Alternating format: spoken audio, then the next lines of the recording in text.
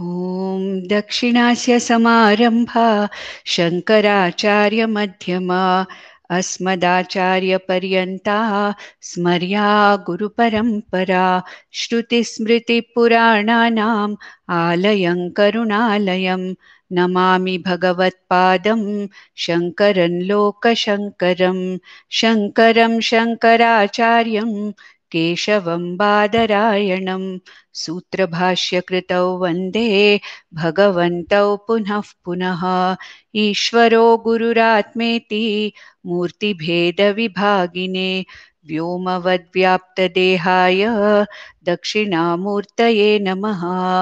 परिज्ञानाश्रम श्रीगुरुशङ्कर परिज्ञानाश्रम शङ्कर सद्गुरु केशव वामन कृष्ण पाण्डुरङ्ग आनन्द परिज्ञान गुरु सद्यो जात शङ्कर सद्गुरु गुरुर्ब्रह्मा गुरुर्विष्णु गुरुर्देवो महेश्वरः गुरुः साक्षात् परब्रह्म तस्मै श्रीगुरवे नमः।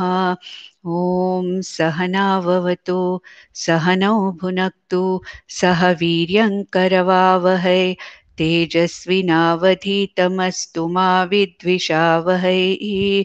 ॐ शान्ति शान्ति शान्तिः। पार्थाय प्रतिबोधितां भगवता नारायणेन स्वयं व्यासेन ग्रथितां पुराणमुनिना मध्ये महाभारतम् अद्वैतामृतवर्षिणीं भगवतीम् अष्टादशाध्यायिनीम् अम्ब त्वामनुसन्दधामि भगवद्गीते भवद्वेषिणीम् यं ब्रह्मा वरुणेन्द्ररुद्रमरुतः स्तुन्वन्ति दिव्यैस्तवैः वेदैः साङ्गपदक्रमोपनिषदैः गायन्ति यं सामगाः ध्यानावस्थिततद्गतेन मनसा पश्यन्ति यं योगिनः यस्यान्तं न विदुःसुरासुरगणाः देवाय तस्मै नमः।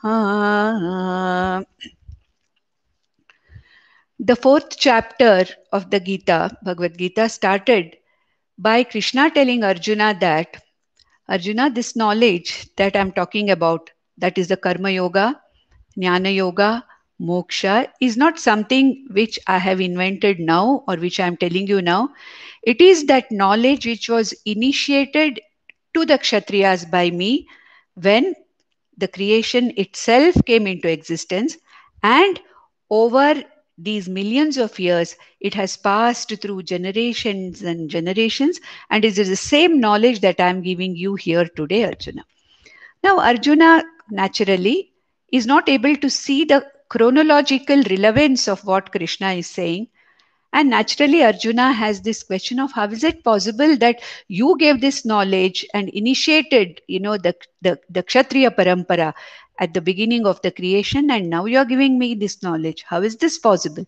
This doubt of Arjuna is cleared by Lord Krishna in the form of giving us all the knowledge about Avatara. Avatara Jnanam, or Avataravada it is called, is given by Lord Krishna in this. And we saw in the 6th verse, we saw what Krishna said was that even though I am that Atma which is imperishable, na jayate mriyate va kadachit, I am the Ajaha Atma, and not only that, I am the Avyaya Atma, and I am that absolute consciousness Swarupa Atma.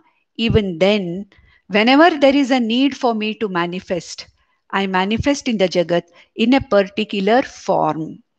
And there is a difference between my appearance in the Jagat as in a particular body for a particular purpose and in your birth. So what are the differences now between what we call as the Ishvara Avataranam or Ishvara Avatara and also the Janma of a Jiva? As Krishna himself has said, the reason or what we see is most important points we have to see here are in the differences.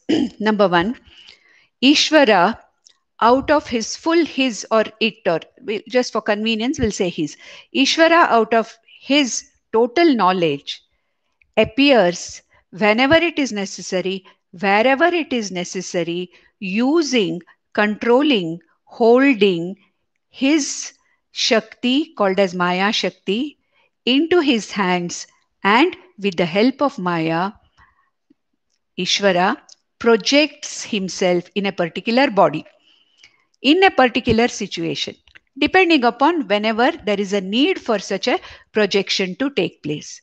Whereas in a jiva, there is no question of controlling the Maya and appearing.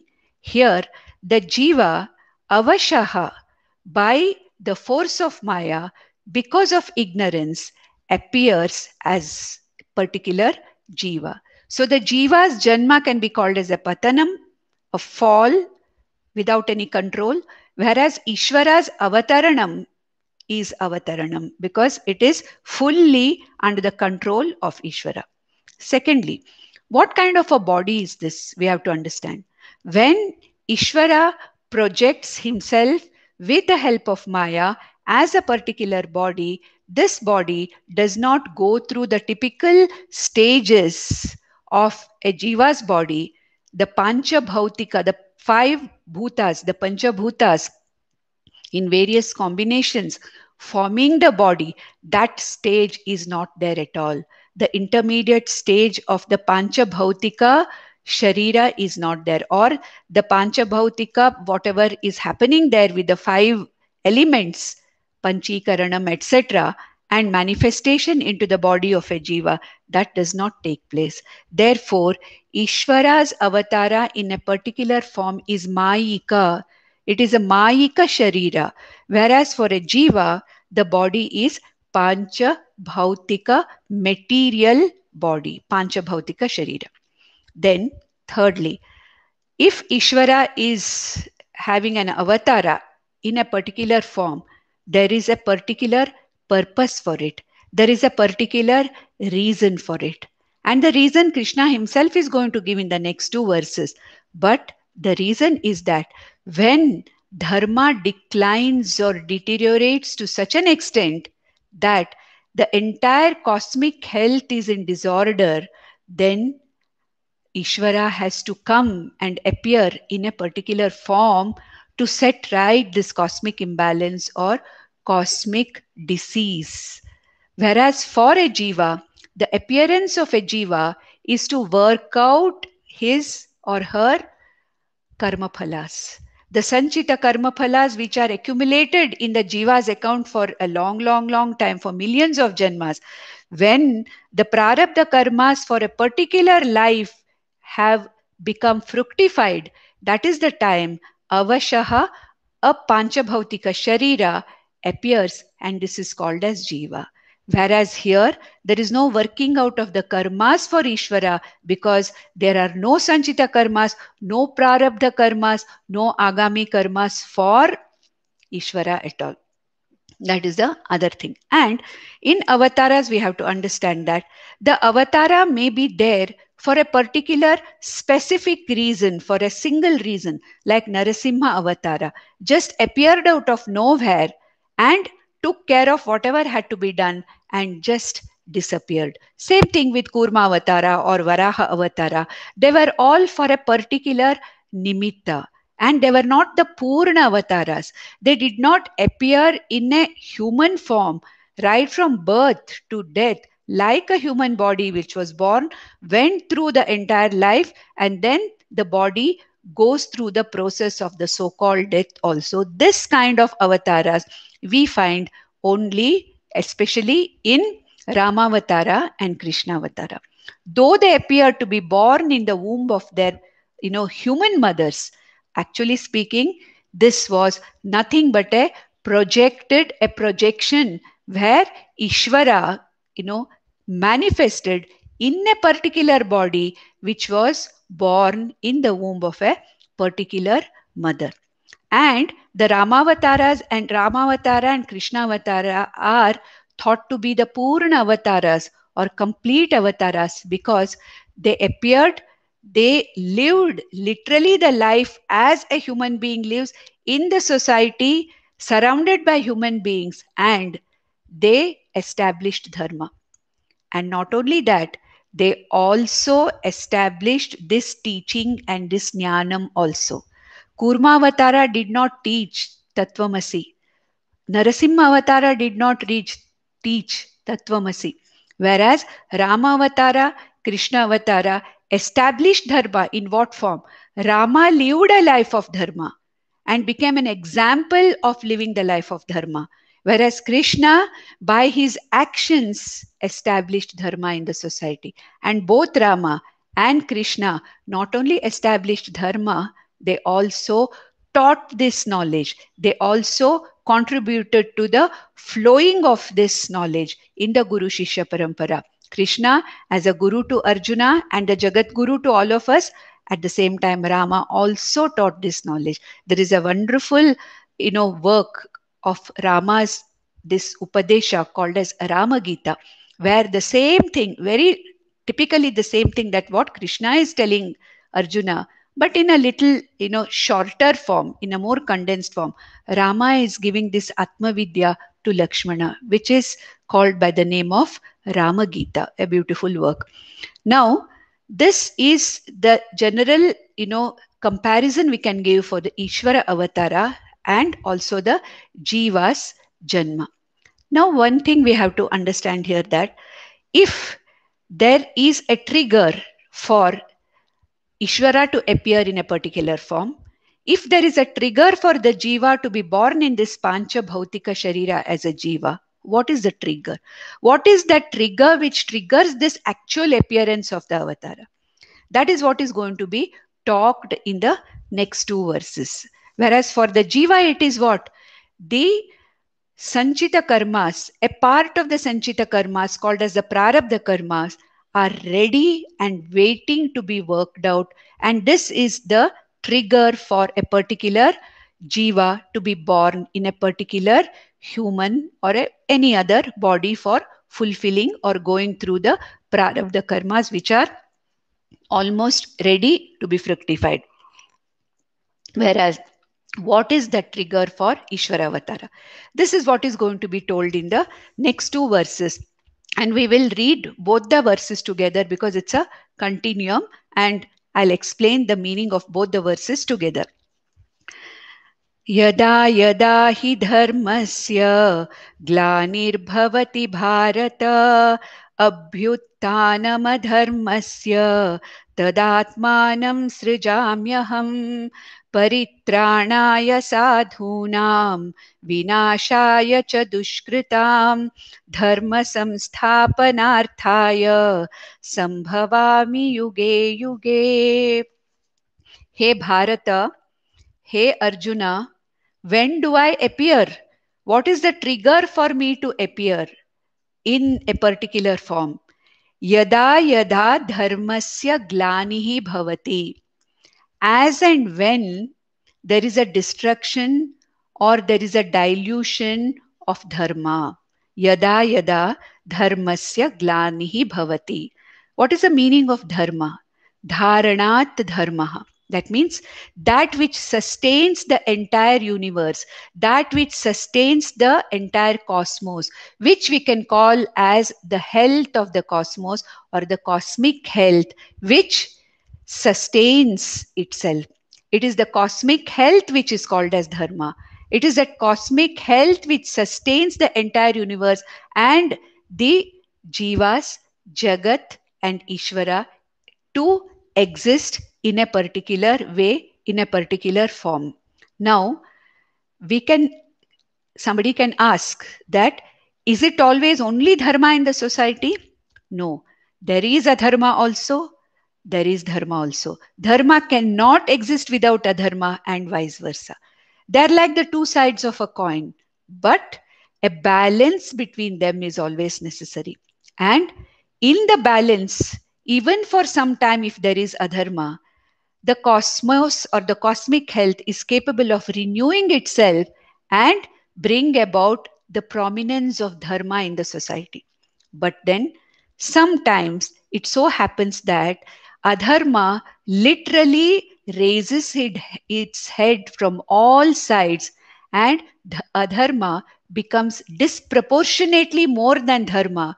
And when this happens, the cosmic health is not able to sustain itself or heal itself.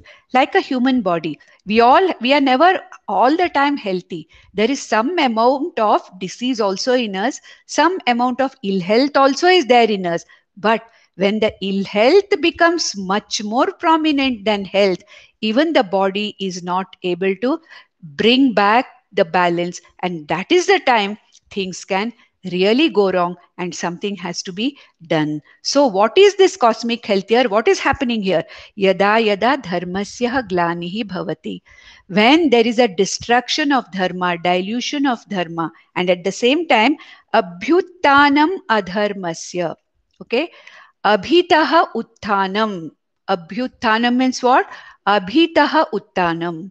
From all sides, all over, when adharma is raising its head and dharma is completely pushed to the corner, when the disorder where adharma is completely in control, that is called as Abhitaha Utthanasya Adharmasya. When there is a abhitaha utthanam adharmam yada yada bhavati, yada yada dharmasya glanirhi bhavati, then what happens? He Bharata, tad atmanam srijami aham. That is the time I appear, hey Bharata, hey Arjuna, because such is the time when the cosmos or the Jagat is not able to maintain itself, and this balance has to be maintained only by me, Ishvara, and I come for what purpose? Dharma samsthapanarthaya. That dharma which has been getting destroyed, disproportionately becoming lesser than adharma, that is the time I appear to settle this balance, to bring the entire cosmos into this balance called as dharma. Dharma samsthapanarthaya. Dharma samsthapanarthaya. How do I do it? How do I do this dharma samsthapana again, or re-establish the dharma? How do I do it? Paritranaya sadhunam.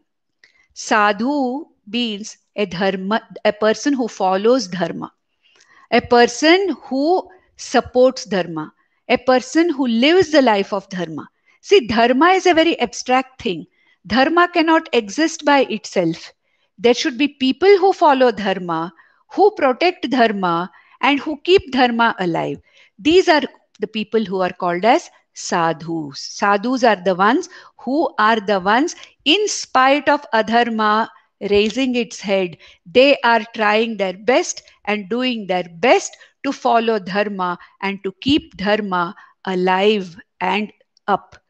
And these are the sadhus. But then, when such a time comes where the very existence of those who support and follow dharma, is in danger, at such times, to protect the people who support dharma and to destroy the people who, or the forces, let us say not people, the forces which destroy this dharma, the forces of adharma, when they are disproportionate to dharma, that is the time Ishvara has to appear to protect those who are following dharma, protect the forces which follow the dharma, and destroy the forces which are responsible for the disproportionate rise in adharma.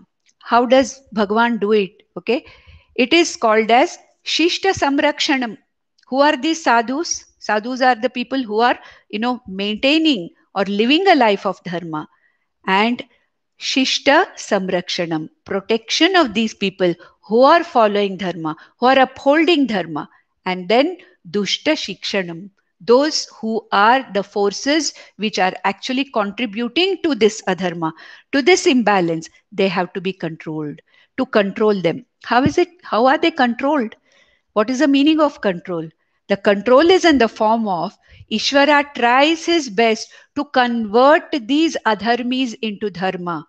That is what Krishna did even with Duryodhana. He tried to tell him, he tried to make with Dhritarashtra and Duryodhana understand and tried to convert them. He tried to convert Karna not to follow, not to go with the adharma. He tried to tell him, you please, see that you are one of the Pandavas and try to follow dharma. What you are doing is adharma. He did that. Even then, it was not possible. Then what did Krishna do? Krishna had to use Arjuna and make him fight this war to destroy them. So, when it is said, Vinashaya cha dushkritam, okay, the dushkritam, or for these people who are adharmis, such people or such forces, Vinashaya, to destroy them. Destruction is not only by killing.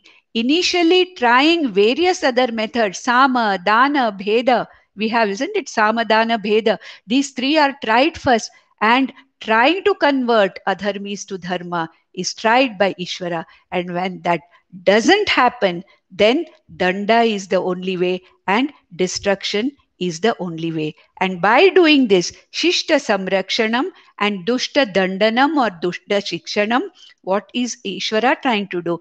Dharma samstapanarthaya, to re-establish that balance between dharma and adharma so that cosmic health is brought back to its normalcy, where there is a healthy balance between dharma and adharma. Now one may ask, in this, exactly what is the trigger that may be actually making Ishvara to, whenever there is dharma, does Ishvara have to come every time? No. Ishvara comes, or Ishvara appears as an avatara when the situation is extremely sensitive and it is impossible for any other jiva or any other force to re-establish this balance. And it is said that the final trigger is the collective prayers of all the dharmis or all the people who are following dharma. Okay, when there is a prayer, a long enough prayer, praying to Ishvara to protect them, to support them, to re-establish dharma, this collective prayer of those who are responsible for following dharma and maintaining this collective prayer is the one which finally makes Ishvara come or appear in the form of an avatara. And then when does this avatara or Ishvara appear in an avatara? Sambhavami yuge yuge. Sambhavami, I appear. It is not, he doesn't say I take janma. I appear. Sambhavami. Swayam Maya. He says here in the previous Bhutanam, it's in the 6th verse. What did he say? Prakritim swam adhishtaya sambhavami atma mayaya. Mama Maya, my Maya. I take control of my Maya and help her, or with her help, I project myself. I appear with my own free will, with the full knowledge of what is the reason why I have to appear here. Sambhavami yuge yuge. Does it mean that Bhagwan has to come in every yuga? Bhagwan may appear as an avatara many times in a yuga. Bhagavan may not appear in a particular yuga at all. Yuge yuge means pade pade. Again and again. That again and again is when there is a, when there is the destruction of this balance between dharma and adharma. And when the shishtas, or when the people who follow dharma are so much in trouble that their collective prayers cannot make Ishvara sit back. And that is the time yuge yuge pade pade, whenever it is necessary, pade pade sambhavami. And then what does Krishna, this is about the avatara. And what is the karma of this avatara? What is the karma, or what is the action? What is the reason for which we saw that? So what kind of a karma is this? Normally we say that karma binds a jiva.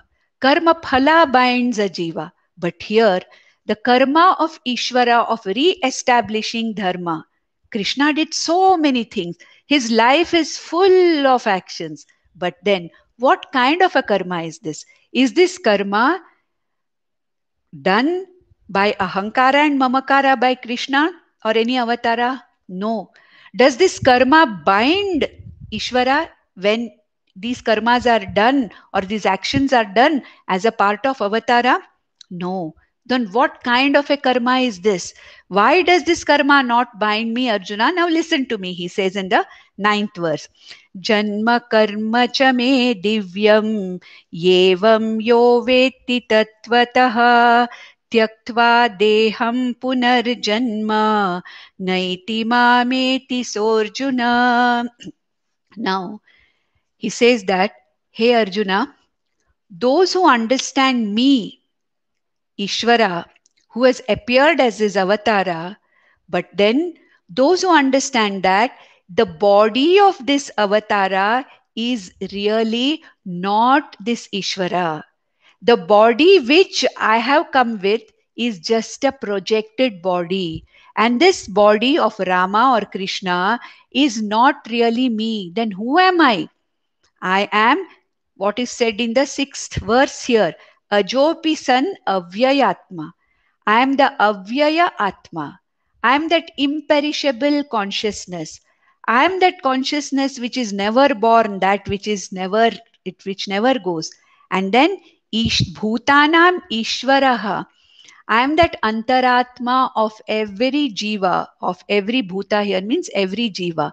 And then that is my real nature. But what is my karma here? My janma and my karma are divyam. Divyam means they are extraordinary. They are not ordinary. They are extraordinary. My appearance in the form of a body and the karmas that is done by this projected body are very, very extraordinary. But then, may you understand, Arjuna, that as an avatara, as Krishna avatara, I am not this body, Krishna. I am that Ajopi San Avyayatma Bhutanam Ishwaropi San. I am that Ishvara, Bhutanam Ishvara. I am the very Antaratma of every Jiva. I am that Brahman. I am that Atma. May you understand me like this, though you see me in this particular form. So, hey Arjuna, though Janma Karma Chame Divyam extraordinary, whereas, but Yevam Yo Veti Tatvataha. The person who knows the very tattvam of this janma and karma, the one who knows me, tattvataha. What is the tattva of this appearance? Janma.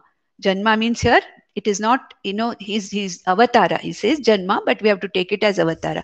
The one who knows the tattvam, the what is the truth of this janma? What is the truth of this avatara? What is the truth of this karma, which are extraordinary?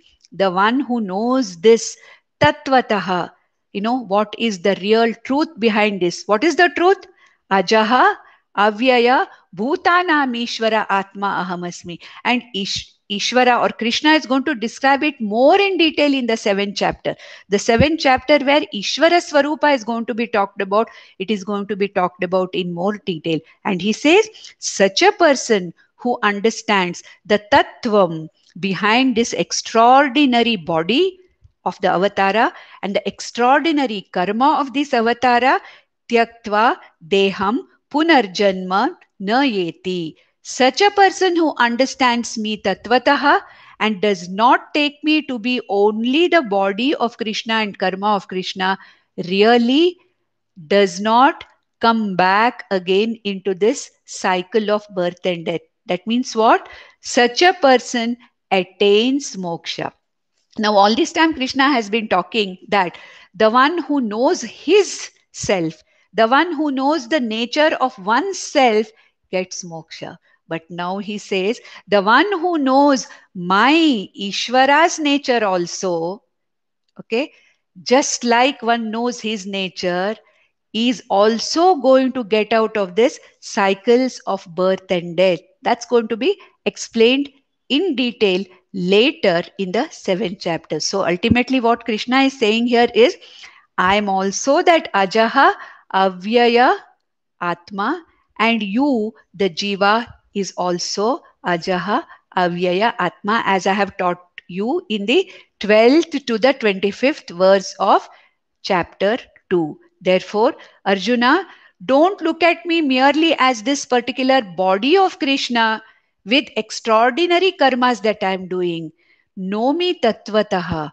Know me that consciousness which has appeared in this form, projected itself in this form for a particular purpose. But then the body or the appearance and the karma of even me as Krishna is incidental. It is absolutely incidental. And the reality is that I am that consciousness, just like you are that consciousness. And therefore, those who know me this way are people who really know me, and they are the jnanis. They become jnanis, and through this knowledge of Atma Ishvara Swarupa, okay, Atma Rupena Ishvara Swarupa, just like Atma Rupena Jiva Swarupa, my Swarupa, who am I am the Atma. Ishvara Swarupam is also nothing but Atma Swarupa. The one who knows this has or will attain moksha. Now, in that case, who are these people now? Who understand tattvataha, the avatara, manifestation, and the karma of Ishvara. So he says here in the next verse, in the 10th verse, the complete, sadhana of a mumukshu is, talked about. Complete sadhana from being a mumukshu, karma yogi, chitta shuddhi, jnana yogyata prapti, jnanam, and moksha. And he says, this is what all these people who know me tattvataha have understood me in this particular way. And this is the entire step ladder of the sadhana which is being talked about by Krishna here. वीतरागभयक्रोधाः मन्मया मामुपाश्रिताः बहवो ज्ञानतपसा पूता मद्भावमागताः. Bahavaha, many people before have understood me tattvataha, the way I have to be understood. They have understood the truth of this appearance as Krishna or Rama or whatever. And what is the tattvam? What is the actual, nature, swarupam of the karma done by me? How has it happened? How have they known this? Bahavaha madbhava magataha. Bahavaha means many people. Madbhava magataha, the last word shows they have understood me.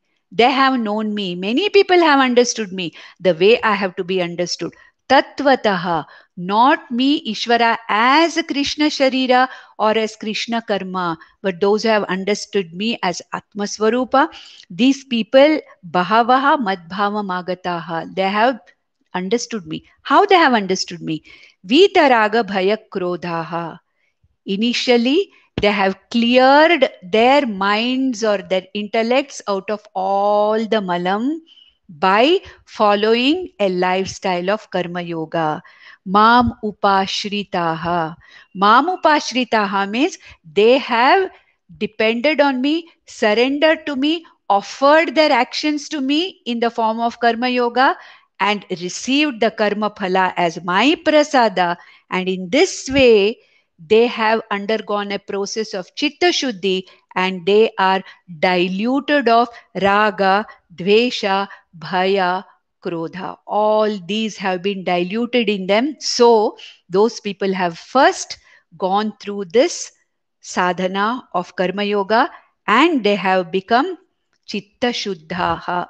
They have become the sattva shuddhaha or chitta shuddhaha. Then what have they done? Jnana tapasa, manmaya jnana tapasa. They have followed this tapas or commitment of jnana yoga. So first, what is it? Mamupashritaha karma yoginaha, following a lifestyle of karma yoga, have diluted their raga, dveshas, bhaya, krodha, and made their intellects capable of going to the next step of jnana yoga. And once they have had enough chitta shuddhi, they have become manmaya jnana tapasaha. They are committed to me and they want to know me, my tattvam, as I told you earlier, through this jnana yoga. They have gone to the step of jnana yoga. And then following this, putaha, that means they have become purified totally Initially, the purification or Chitta Shuddhi is by Karma Yoga, but then later, as a Jnani, Jnana Yoga or this Jnanam has totally cleared their intellects from all the malas. See, let's take, an example is always given. When, we are looking for a metal in an ore, first there is so much of gross impurity of clay, mud, stone, so many things. So a gross process of clearing is necessary, correct, initially, so that we have only the metal and not all the others. And then ultimately the final step is where a very, very subtle process has to be done, a chemical process where the metal is extracted in its nearest purest form, like gold, maybe 99%. It can never be 100.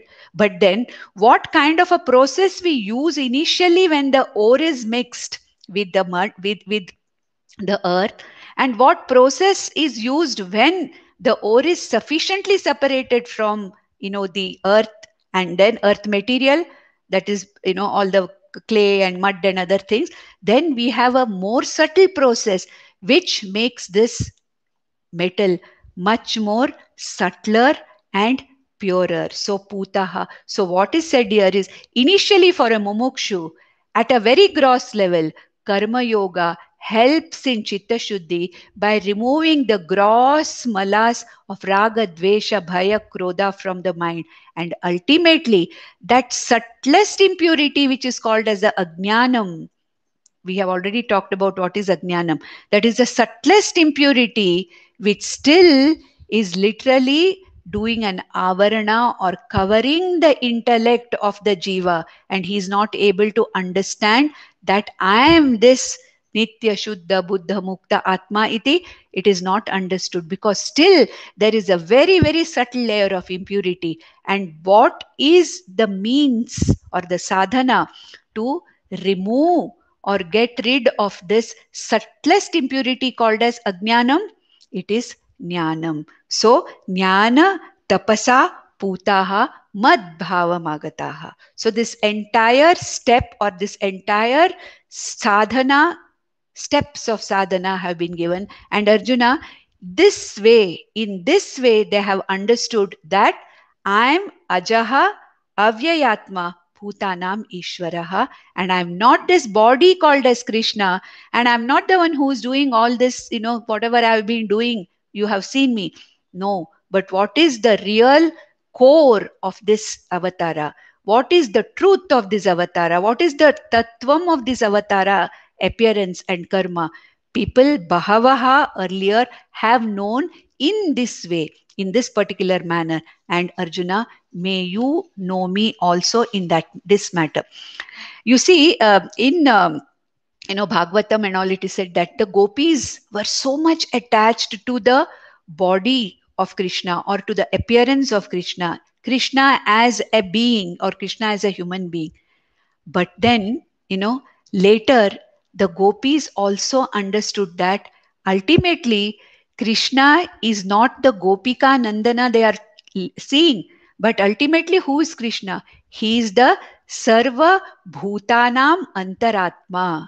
They themselves say that initially we were only caught up with the external appearance of Krishna. Gopika Geetam, all the time, pining for that Krishna. But then later on, it is said that the Gopikas understood that this Krishna is not merely Gopika Nandana, it's only his external appearance. Ultimately, who is he? He is Sarva Bhutana Mantaratma, as they have understood. So, when they understood that, the gopis they were mumukshus initially, yes, and they putaha madbhavamagataha. Ultimately, they did not need the physical presence of Krishna because they had already got the madbhavam agataha. They were literally abiding in the bhava of Krishna. If this is so, why are people not really trying to know me? Krishna is saying that. Why are they not trying to know me in that way? Bahavaha, many people have known me, the tattvam of avatara, the tattvam of Ishvara, the truth of Ishvara. But then why are majority of the people not interested in it? Very, very few people are interested in knowing me tattvataha. But then many people, majority of the people are not interested. Why? They still are under the vasha of ragadveshas, and they are interested in very, very temporary karma phalas. And whenever they approach me or whenever they connect to me, they connect to me madbhavam, not for madbhavam agataha, not for manmaya, not to know me tattvataha, but to get something from me. They use me as Ishvara to fulfill their own ragas, kamas, to get whatever results or phalas they want. But it doesn't matter. So he says in the later, in the 7th chapter also, 4 types of bhaktas Krishna describes. And he says all of them are dear to me. But in the next verse, in the 11th verse, Krishna says that, people do not want to take up to this particular sadhana of karma yoga, then, upasana yoga, jnana yoga, and nomi. People are more interested. Majority of the people are more interested in getting the ragas fulfilled and getting the karma phalas of what they want. And naturally, for that also, they approach me only. But then, in whatever way they have approached me, in whatever form they have approached me, for whatever artha they have approached me, I give them what they want. Because ultimately, what can I am that everywhere. I am everywhere. I am everything. There is nothing other than me. Even though they are craving for some very, very temporary karma phalas, it doesn't matter. I give it to them. That's what he says in the 11th verse now. Ye yatha mam prapadyante tanstathaiva bhajamyaham mama vartmanu vartante manushyaः partha sarvashah. Hey Partha, all the people manushaha, jivas, mama vartma anuvartante. They are following my path only. They are following me only. Even by karma yoga, they are going to get me. By upasana yoga, ultimately they are going to get me. By jnana yoga, ultimately they are going to get me. And artha bhakta is also ultimately going to get me. And artharthi bhakta also is ultimately going to get me. So, mama vartma eva. Everybody, all the manushya are following my path only. Because even when somebody asks me for something, for fulfillment of his, worldly or material desires, ultimately, where is he? He is in me only. So, hey Partha, Manushaha, Sarvashaha, always Mama Vartma eva anuvartante. They are not outside me. They are not away from me. They are always in me. They are in me. They are following my path only. And therefore, ye yatha mam prapadyante. In whichever form of the deity they reach me, Rama, Krishna, Devi, Ganapati, Hanuman, whatever it is, in whatever form they worship me, for whatever purpose they worship me, okay, for whatever artha, for whatever it is there, then I reach out to them. Tans tathaiva bhajami aham. Bhajami means what here? I fulfill their wishes. I fulfill their desires wherever they are, in whatever form, for whatever purpose, with whatever kind of worship they come to me, I will be available to them in that form only. In whichever form they approach me for, like in a particular deity, as a they come, I will, fulfill their desires, their wishes in that particular form only. For whatever artha they have come, I will definitely fulfill their arthas. They can never be away from me. There is a small story here. It seems an emperor, emperors, how what ahankara they have many times. And emperor asked one of his very, very clever ministers itself. He asked his amatya. Amatya means a minister. Hey Amatya, who is greater? Tell me, am I greater or God is greater? Ishvara is great. Who is great among the two? And the Amatya, intelligent Amatya, he told him that, hey Prabhu, you are greater than Ishvara. Then suddenly he said, are you trying to get something out of me that you are praising me, or do you really mean it? And the Amatya or the minister said, no, Prabhu, I mean it. You are greater than even Ishvara. Why is it so? Then the minister said, Look, you can banish anybody from your kingdom. Ishvara cannot banish anybody from his kingdom. Why? Everything is Ishvara. Whatever is here is Ishvara's kingdom. Where can Ishvara banish anybody? Whereas you can banish somebody. See, look how powerful you are. You are more powerful than Ishvara. In this way, indirectly, the Amatya was telling this king how limited you are. See, your Raja is so limited that you can throw away somebody from your Raja. Okay. Whereas Ishvara, everything is his. Where can he throw anybody away? That's what is meant by Mama Vartma Eva Anuvartante. They are all in me, they are following me, they are only coming after me, and they are only in my path because there is nothing other than me, there is nothing else other than me, Arjuna. So everybody has to be there. It's only that some people have gone through this entire process of sadhana and they have really reached me madbhavam agataha, whereas 99% of the jivas, especially the manushya jivas, though they have this opportunity in their lives, they have not yet made up their minds to come to me, but they want to take my help for so many things. But I will definitely reach out to them in whatever way they want. And then how do they reach out to me? काङ्क्षन्तः कर्मणा सिद्धिं यजन्त इह देवताः क्षिप्रं हि मानुषे लोके सिद्धिर्भवति कर्मजा. It says काङ्क्षन्तः कर्मणां सिद्धिं. काङ्क्षन्तः siddhim, karmana siddhim, karmanam siddhim. Hey, oh God, I am doing this particular thing. Let the results be in my favor. If I get this, I will give you this. Bribing Bhagwan. I will break 108 coconuts. All the coconuts in the world belong to Ishvara. Whatever 108 coconuts are going to make any. Samagra Shri is there. So therefore, now what is it that these people are actually losing? Nothing. What is Ishvara losing?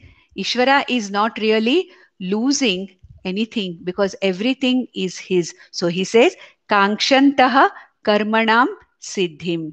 Those who are wanting, those who are desiring certain phalas, certain siddhis for the karmas that do, yajanta iha devataha. They try to propitiate, they try to worship devatas, various devatas. They try to worship various devatas like Indra, Vayu, so many other devatas because Kshipram hi manushe loke siddhir bhavati.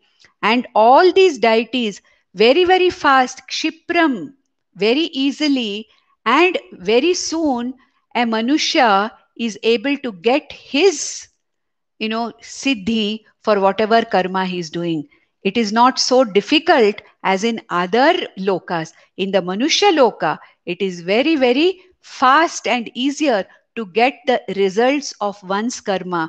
And through these various other devatas like Indra, etc., many people come to me for getting quick results or quick phalas of their karma, whatever doing. And I am available to them. Yadartham, for whatever artha, they are worshipping those devatas. In those very forms of devatas, I will be available to them and I will give them whatever they are asking for. And since it is easier in the Manushya Loka to fulfill one's desires, Krishna says, I have created this system of Varnashrama Dharma in Manushya Loka. In this Loka, in this Manushya Loka, I have created, I am responsible for this avastha, for this vyavastha called as Varna Ashrama Dharma. I am responsible for this Varna Ashrama Dharma system. So what is this Varnashrama system? He's going to explain in the next verse. We may not be able to complete this because this verse is a very, very important verse and I want to dwell on this verse for sufficient amount of time. Let us just introduce this verse now. Chaturvarnyam maya srishtam gunakarma vibhagashaha tasya kartaramapi mam vidya kartaramavyayam. So he says, hey Arjuna, I created this system called Varna Vyavastha, Ashrama Vyavastha. Here, Krishna is not talking about the Ashrama Vyavastha, but specifically talking about the Varna Vyavastha. We have to very clearly understand that Varna Dharma or Varna Vyavastha is not caste system. You know, it's a very, very commonly misunderstood thing that Krishna and Bhagavad Gita and our scriptures have introduced are the ones which have started this caste system. No, Varna does not mean a caste. Varna only means a group. So there are four groups in this society, and it is so in every society. It is not by caste. You know, you can belong to a particular birth, you know, jati does not mean caste. A jati means you are born in a certain group by birth. You have that tag of being of that group.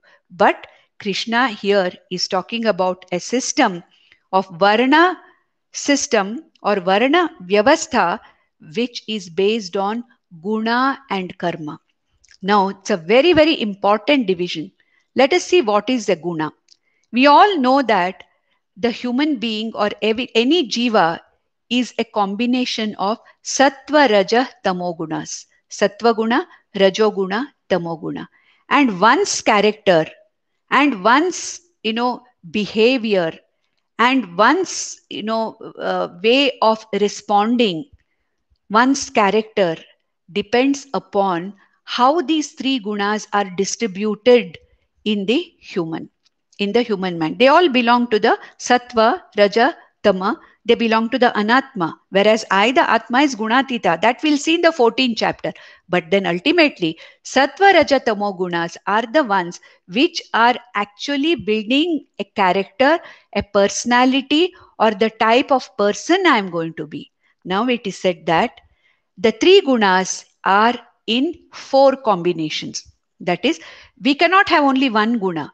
All the three gunas are there in all of us.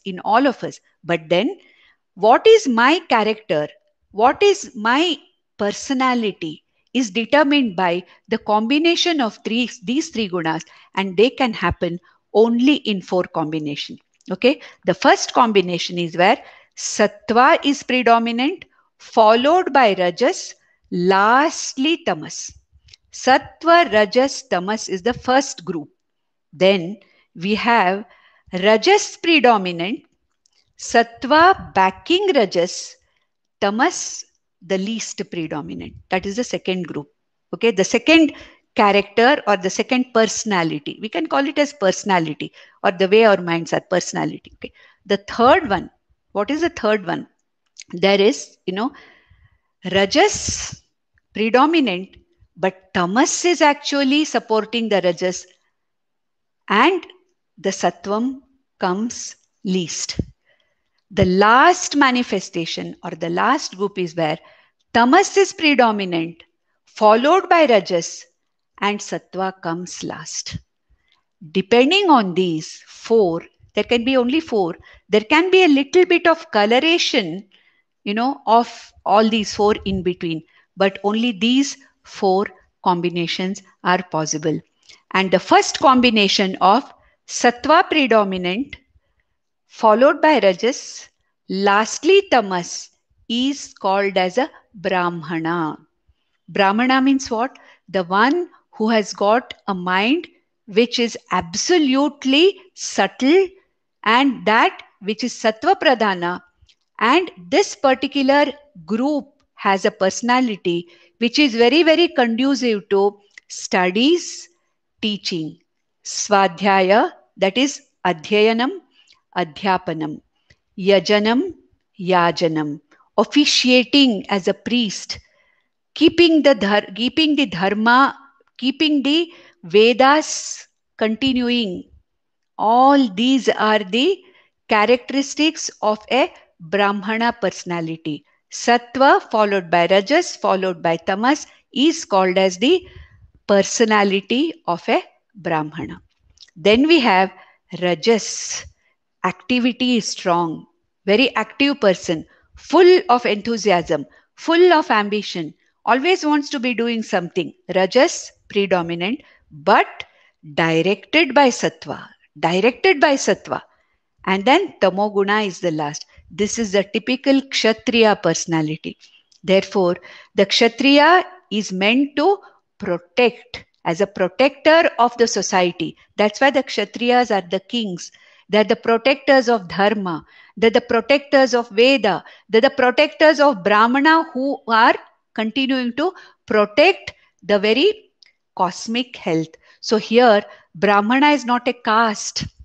I may be born in a Shudra jati, but I can still be a Guna Brahmana. Whenever there is Sattva predominance, then Rajas, then Tamas, it is the Brahmana personality, the Brahmana character. Rajas followed by Sattva, then Tamas is the personality of a Kshatriya, where there is the capability of action and there is a capability of protecting. So Kshatriyas are the protectors. Then we have Rajas followed by Tamas followed by Sattva, who are called Vaishyas. That means what? Here their Rajas or their activity is supported by more of selfishness, the need to earn more money, the need to create money, commerce, business. So it is said that the Vaishyas are basically what? They are all for commerce, okay, and then for go samrakshanam, krishi, Vanijyam. Vanijyam means what? Commerce. Because the world has to, the society has to exist, isn't it? If all of us are Brahmana personalities, how will the Jagat exist? So there should be somebody who's generating wealth. Should be somebody who is doing this selling and, Vyavahara, Vanijyam. So a Vaishya personality is suited for Vanijyam, Krishi, Gorakshanam. Then last we have the personality where Tamas, or Tamas means what? Inertia. When the inertia is predominant, followed by Rajas, and then ultimately at the end, totally, absolutely, very, very little of Sattva. And these people do not have the capacity for thinking, don't have the capacity for, yajanam, yajanam, adhyayanam, adhyapanam. At the same time, they are being predominantly inertia oriented. Moving itself is difficult for them. Thinking is much more difficult for them. Then what happens? Such personalities, even though they are born in a Brahmana family, in a jati, in a family birth by birth Brahmanas, they are Guna Shudras. And what can they do? They can serve the other three. Service for the other three. You need somebody, the hands and legs. So these are the hands and legs of the entire society. And the Shudras personality works as the hands and legs of all the other three. And in this guna wise, gunashaha vibhagaha of this entire, what you call the vyavastha of guna vibhaga, varna vibhaga, has nothing to do with the jati, nothing to do with the caste, nothing to do with where you have been born, in which jati you have been born. Janma Brahmana is incidental, I have no choice. Janma Shudra is incidental, I have no choice. But I have a choice in, raising myself, to Guna Brahmana. Ultimately, what is it? All the personality of a Brahmana is this. It is according to the personality and the predominance of the gunas that the varnas or the groups have been made as Brahmana, Kshatriya, Vaishya, Shudra. These are guna vibhagaha according to the varnas. Nothing to do with caste system. Nobody is superior, nobody is inferior, everybody is the same. Each and every person, each and every varna, each and every group has its own role to play, and one varna is incomplete without the other three. One varna alone cannot exist. Therefore, all the four varnas based on the guna have to be mutually supporting each other for the running of the society in a dharmic way. With this, we'll stop here.